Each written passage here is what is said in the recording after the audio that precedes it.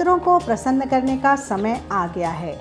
पितृदोष से मुक्ति पाने का दिन करीब आ गया है। इस साल पितृपक्ष 18 सितंबर से शुरू हो रहा है।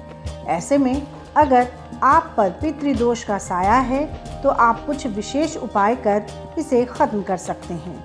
लेकिन पितृदोष होता क्या है, इसका क्या मतलब होता है? तो बता दें कि इसका अर्थ होता है, अगर पूर्वज आपसे किसी बात को लेकर नाराज होते हैं तो नाराज पितरों का श्राप लग जाता है। इसे ही पितृदोष कहते हैं। पौराणिक मान्यता है कि अगर आपके पितर नाराज होते हैं तो आप जीवन के किसी भी क्षेत्र में तरक्की नहीं कर पाते।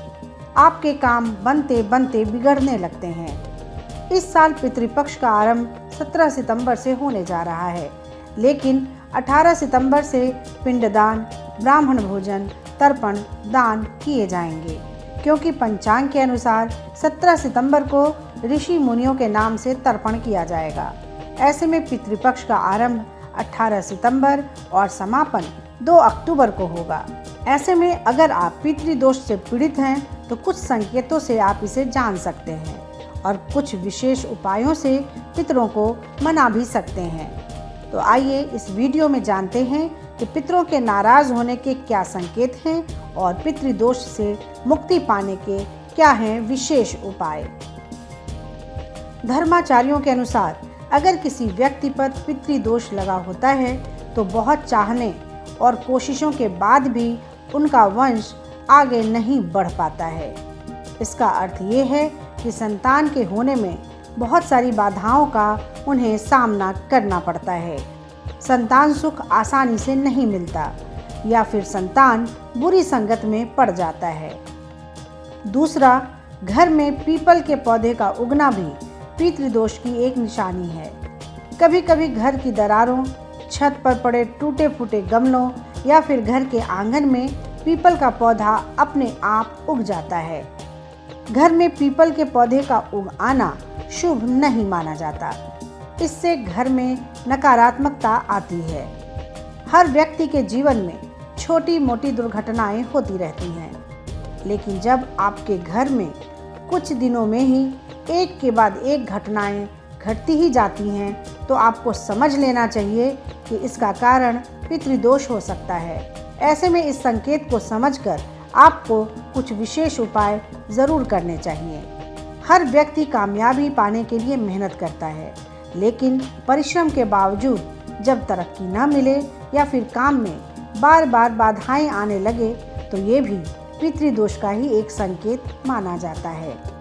अगर घर में कोई मांगलिक कार्य की तैयारी के बीच बार बार बाधाएं आ खड़ी हो जाए तो आपको समझ जाना चाहिए कि आपके पितर आपसे खुश नहीं हैं। किसी न किसी वजह से वो आपसे नाराज हैं। ऐसे में पितरों को शांत करने के लिए कुछ उपाय ज़रूर करने चाहिए। तो क्या है वो उपाय, चलिए जानते हैं। ज्योतिषाचार्यों के मुताबिक पितरों को मनाने के लिए पितृपक्ष में उनका तर्पण, पिंडदान और श्राद्ध कर्म जरूर करना चाहिए।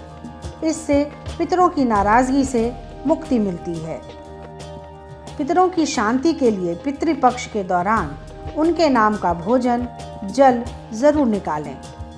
भोजन अलग से निकालकर पितरों का आह्वान करें, फिर उन्हें चढ़ाएं। इस दौरान पितरों की तस्वीरों का रखरखाव भी अच्छी तरह से करना होता है। पितृदोष को समाप्त करने के लिए घर के दक्षिणी दीवार पर अपने पूर्वज की तस्वीर लगाएं। पितृपक्ष ही नहीं बल्कि रोजाना पितरों की तस्वीर को साफ कर इस पर फूल माला चढ़ाएं। उनकी तस्वीर के सामने दिया, धूप या अगरबत्ती जलाएं। खास तौर पर ऐसा अगर आप श्राद्ध पक्ष के दौरान करते हैं तो आपको विशेष रूप से लाभ मिलेगा।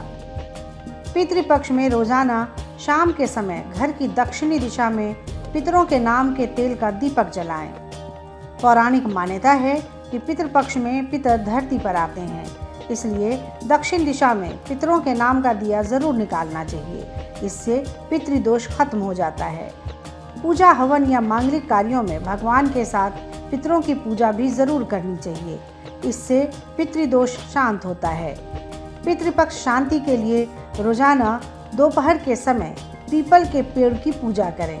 पितरों को प्रसन्न करने के लिए पीपल में गंगा जल डालें, जिसमें तिल, दूध, अक्षत और फूल अर्पित करें। मान्यता है कि पितृदोष शांति के लिए ये उपाय बहुत कारगर हैं। पितृदोष को समाप्त करने के लिए पितृपक्ष में भगवान शिव की रोज पूजा करें। पितृदोष के बुरे प्रभाव से बचने के लिए पंचमुखी, सातमुखी, आठमुखी और 12मुखी रुद्राक्ष एक साथ धारण करें। यदि ये उपलब्ध न हो पाए तो नवग्रह रुद्राक्ष माला भी धारण किया जा सकता है। पितृदोष से मुक्ति पाने के लिए पितृपक्ष में और अमावस्या पर पितरों के नाम से भोग लगाएं और पितृस्रोत का पाठ करें।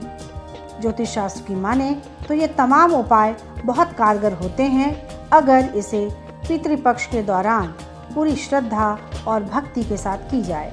तो कैसी लगी आपको हमारी ये जानकारी, हमें कमेंट बॉक्स में ज़रूर बताएं।